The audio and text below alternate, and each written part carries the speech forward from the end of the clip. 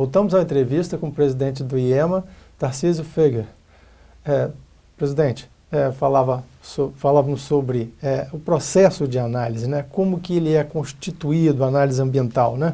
Uhum. E, assim, por alguns excessos de solicitações, né? Porque, em vista de se reduzir a burocracia para que se consiga realmente um resultado efetivo e que isso possa ser traduzido em benefício ambiental, não apenas papéis que vão ficar nas estantes do órgão ambiental. Muitas vezes relatórios não lidos, né?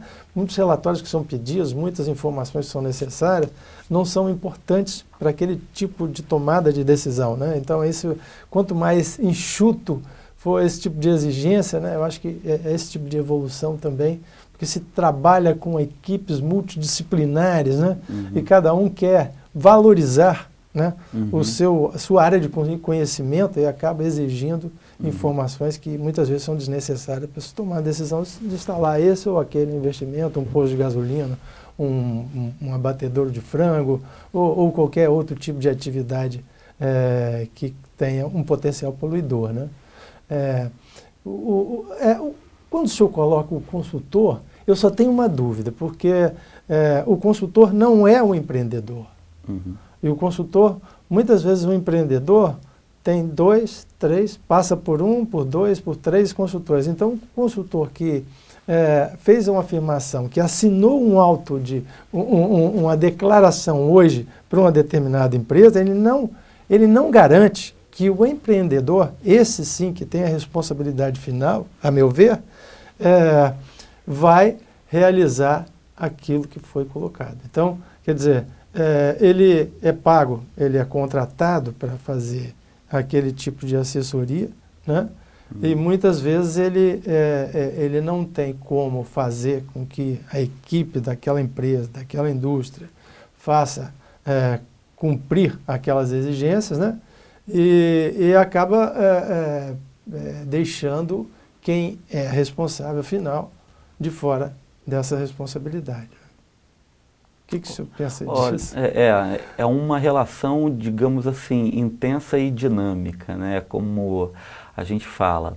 É claro que naquela atividade de consultoria, né, a gente entende isso, a gente tem essa sensibilidade, porque a gente conversa com vários consultores, a gente conversa com os conselhos, o Conselho Regional de Engenharia, o Conselho Regional de diversas áreas, porque a gente quer justamente medir qual o nível de exigência, qual o nível de execução que o IEMA ele tem exatamente feito, né? A gente quer chegar a um nível de exigência que é o fundamental, que é importante de ser levado, o que é fundamental para a gente cessar, para a gente finalizar aquela análise ali. E isso a gente tem evoluído consideravelmente. Hoje, todas as atividades existentes potencialmente poluidoras no IEMA, ela tem lá um roteiro de licenciamento. Isso foi feito com a equipe interna, ou seja,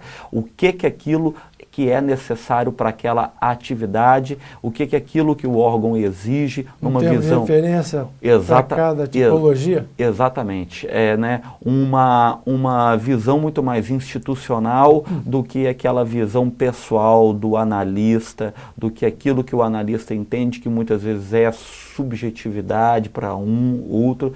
Nós, assim, passamos uma régua, né, vamos botar de uma forma geral. Ou seja, hoje em dia todo mundo que vai fazer algum investimento, se você quiser fazer o licenciamento de um posto, se você quiser fazer uma obra, se você quiser fazer alguma indústria, se você quiser fazer um porto, né, o IEMA tem lá um conjunto de exigências que você vai seguir o roteiro, ou seja, desde o começo você sabe por onde o seu licenciamento ambiental ele vai andar, onde ele vai ser exigido, onde ele vai ter que ter alguma anuência, uma uma manifestação, audiências públicas, consultas públicas, tudo isso é devidamente acordado num documento inicial que a gente emite quando começa a fazer essa análise. Do bojo desses 4.000 processos que estão aí em curso, né, você tem várias atividades, inclusive algumas atividades que são de interesse público, né, como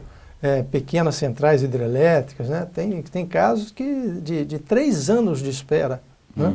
De uma pequena central hidrelétrica, de um reservatório, por exemplo, de 0,3 hectares, com impactos bem reduzidos e que vão contribuir para a geração de energia num país que está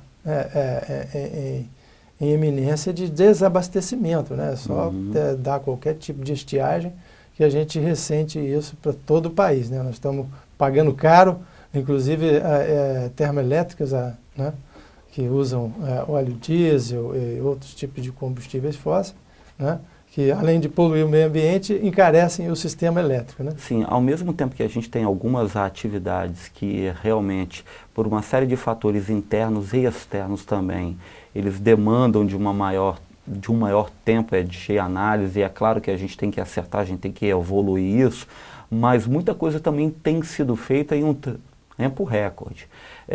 O IEMA, só voltado para essa parte de energia, esse ano fez alguns grandes licenciamentos de usinas termoelétricas, também caminhando para o CONSEMA agora, duas com um volume considerável, uma no norte do estado, outra no sul, tem algumas PCHs que também estão indo para análise também. O que tem que ser discutido é por que nós exigimos um EIA-RIMA para uma PCH. A gente tem que evoluir nisso, entendeu? A gente não pode ficar nisso. Exemplo, do Conselho Nacional de Meio Ambiente, que eu faço parte lá, do CONAMA, nós acabamos de fazer uma resolução que ele facilita o licenciamento das usinas eólicas, uma atividade altamente voltada para o setor energético, com um potencial de dano mínimo, entendeu? Mínimo mesmo. Então, esses avanços que a gente tem que ter. Hoje, se a gente tiver uma necessidade de licenciamento de uma eólica, a gente já tem uma resolução do CONAMA que facilita, que agiliza a nossa análise, o rol de exigências que a gente tem que fazer por força de lei ou por força de alguma resolução, alguma norma, né? Então, isso é fato. Agora, para mudar essa realidade, Almir, a gente fez o IEMA Online. Vamos falar sobre isso no próximo bloco. Fique conosco para o último intervalo.